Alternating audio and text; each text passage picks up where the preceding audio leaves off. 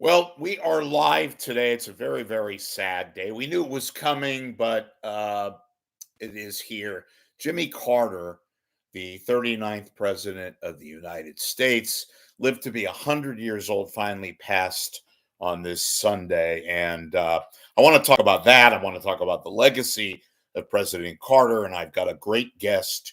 And in folks saw a limited version of this video, and now we have a new video due to technical difficulties, but we're back with a vengeance. I got on the air live a former KGO radio host and a former presidential historian who will talk about this, John Rothmann. Thank you, John, for joining me today on this sad day. My pleasure, Rich. Well, look, some said, much more effective as a post president as opposed to when he was actually in office at the White House. First of all, your initial thoughts and how you feel. And, I know, like everybody else, you have to feel a little bit of sadness, but give us an idea of how you're feeling today. Jimmy Carter will be remembered primarily for the Camp David Accords, the peace treaty between Israel and Egypt, which, by the way, still is functioning. An amazing achievement by Jimmy Carter. Right. Menachem Begin was asked when the Camp David conference was over about his views. He says this should not be called the Camp David conference. It was the Jimmy Carter conference. Right. Carter, of course, also had his disasters. His decision not to back the Shah of Iran, resulting in the hostage crisis, created a disaster for America and some would say for the world, which we still face. He was a great environmentalist. There's no doubt about that. And let me point out to you that his legacy is a debating point in this presidential campaign because it was during the Carter years that the Panama Canal Treaty was approved. Right. So there's a lot of pluses and minuses about Carter. He was a one-term president, and you may remember the famous line of Ronald Reagan, "Are you better off today than you were 4 years ago?" Right. And of course, Carter went on to have a stellar former presidency, although it was marred in some sense by controversy. He always took very strong stands, and that was his way of operating. Yeah, it was remarkable, and it was my first election that I could vote. I was 18 years old in 1980. I voted for Carter, even though I knew he was probably not going to win. But my first real get into it as a political just nerd, I loved politics, even though I was like chronologically very young. It was 1976, and I can never forget the Iowa caucuses, which was, who is this guy? Jimmy who? This guy's not going to win the presidency. And by golly, one of the greatest political victories ever. And he won. Not only did he win, and it wasn't a major, landslide, but he did beat Gerald Ford, of course, coming off of Watergate and the pardoning of Nixon and all that. But still, I think that was one of the most remarkable political victories in my lifetime. You're absolutely right. Remember that Carter, to win the Iowa caucuses, and that was the first campaign where Iowa caucuses played a role, he literally lived in Iowa. Yeah. He didn't stay in hotels. He stayed in people's homes. He really got to know the people. And when he won that nomination, remember, he defeated Frank Church. He defeated Jerry Brown. He was able to achieve something. And I always remember the opening line of his acceptance speech at the Democratic National Convention. "My name is Jimmy Carter, and I'm running for president of the United States." And it was met with cheers. So an interesting man. Of course, we always remember the Playboy interview in which he talked about having lust and heart. Yep. So from a guy that, by all accounts, was very close to his wife and didn't, we don't know obviously everything, but didn't fool around, and certainly gave the appearance between him and they were very close. Yeah. They were inseparable. Right. They loved each other, were devoted to each other completely. And that was one of the most fantastic things about Jimmy Carter. The fact that he loved and was devoted to his wife and she to him. And the Carter Center became a great success because of the combined efforts of Jimmy and Rosalind Carter.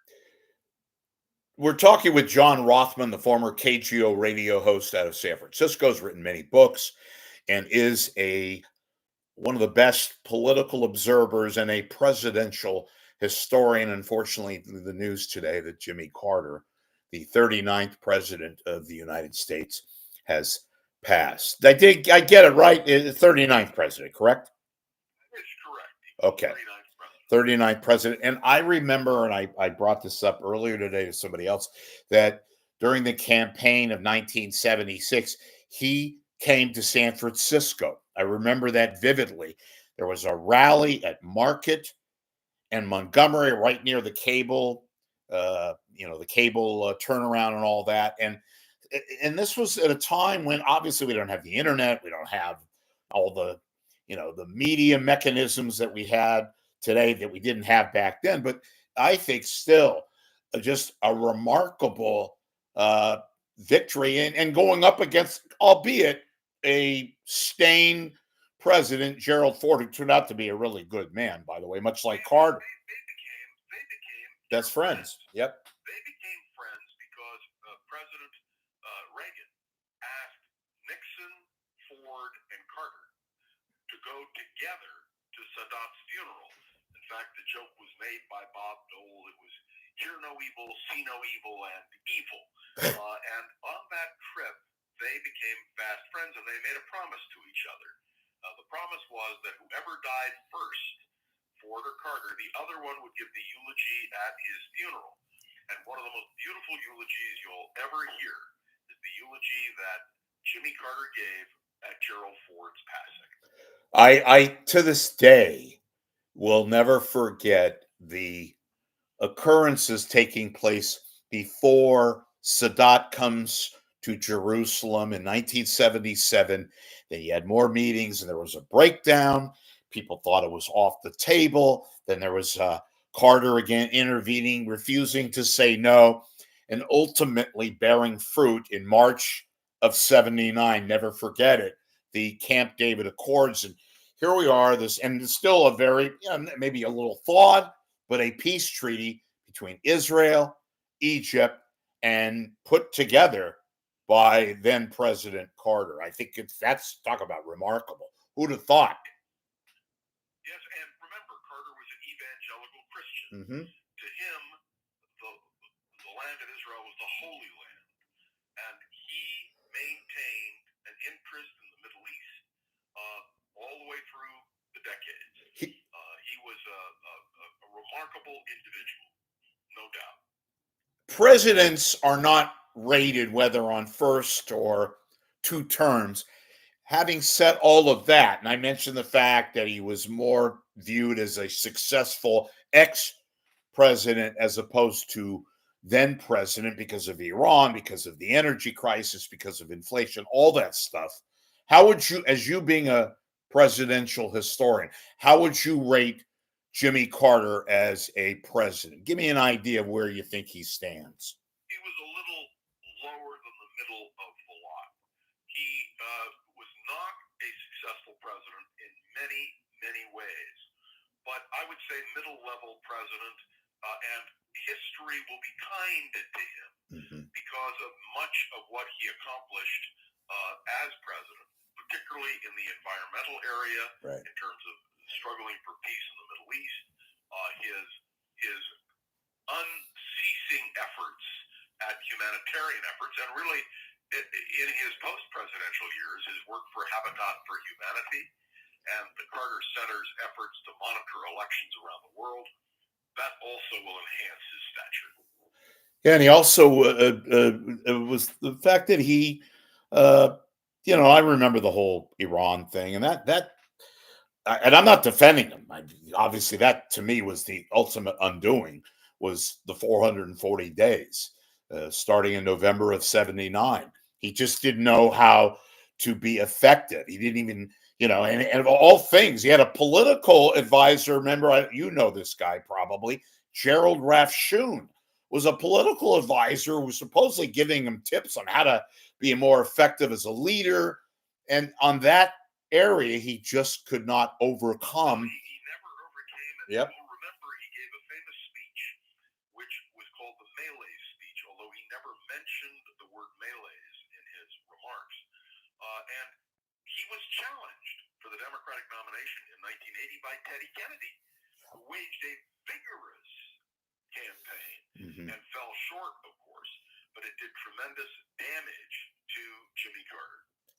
He gave a bouquet of roses to Roger Mudd, I heard.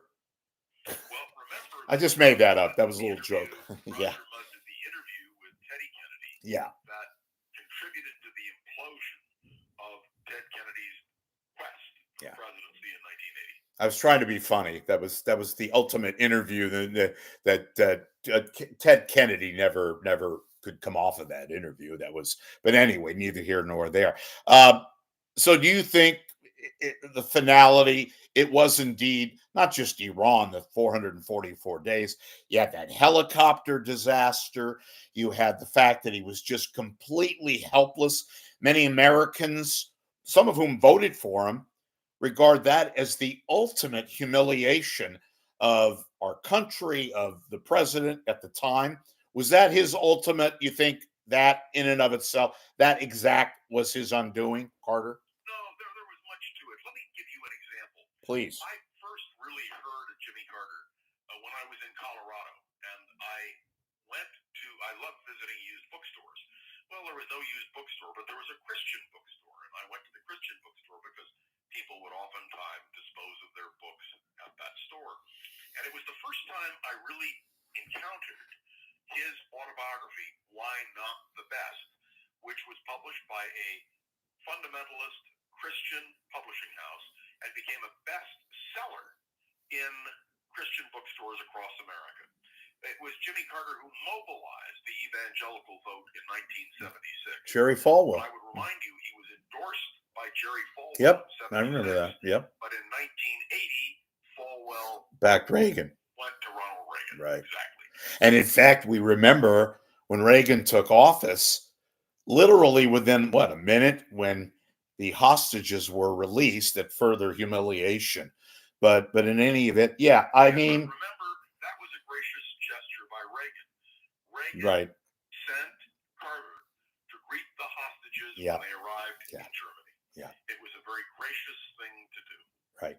And correct me if I'm wrong, he's got to be now regarded the oldest living ex-president. He made it to 100.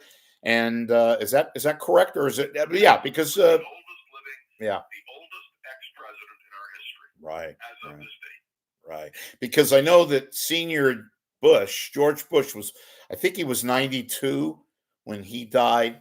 But in any event, and a couple other things, and we're talking with John Rothmann on this sad day, the death of former President Jimmy Carter, who, my God, the fact that he lived on and on after the cancer diagnosis, which, by the way, John, the original cancer diagnosis was almost 10 years ago. In June of 2015, he was put in hospice, a couple of years ago, and he still was living, and by all accounts, obviously was not altogether lucid, but he lived 2 years after hospice. That, to me, and talk about remarkable. And determination. That was the cornerstone of his life. He was determined to become president. He was determined to make changes, and he did it. He had that sort of grit, which is necessary to win the presidency of the United States. Does Trump, I mean, I'm asking you rhetorically, he's got to go to the funeral. I know Clinton will be there, assuming he's okay. He had that little bout the other day, and then they go to the hospital, but I think he's okay now. I know George W. Bush will be there. You think Trump goes to the funeral? He has to. Trump issued a very gracious statement today in which he remarked that only someone who has been the president of the United States can understand the impact of the presidency. One never knows what's going to happen, but they have not announced the funeral. Yeah, he's got to go. For Jimmy Carter. He's got to go. Just occurred. Well, he would have tremendous. I mean, I'm being very, it's too early, but I think he would have immediate political capital, if I mean the fact that he wouldn't go, I think would be just it's not a good start. We have to see what the funeral arrangements are. I always remember the last funeral of a former president was George H.W. Bush. Right. And I always remember all the former presidents were there, including Jimmy and Rosemont. Oh, I think he goes, and I think you're going to have every world. I mean, certainly France and the prime minister and the president Macron will be there. Every world leader should be there. Will be there, in my opinion. But that's neither here nor there. Maybe I'm too early in going that direction. But anyway, I think Trump will go. I think first of all, nobody like Trump likes those kind of settings and all that. He's got to go. If he doesn't go, I think that's a major. But anyway, that's neither here.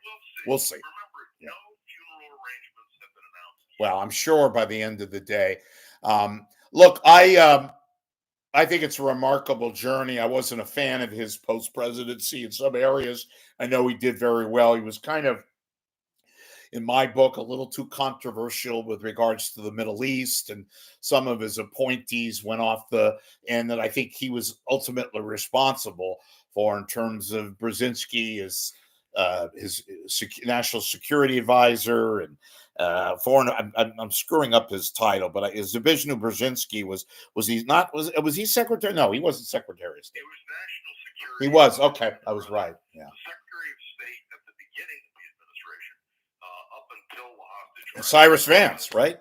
Was Vance. Vance. Yep. Defeated by Ed Muskie, who had been the Democratic nominee for vice president with Hubert Humphrey in 1968. Last question. We're talking with John Rothmann, the former KGO host, presidential historian.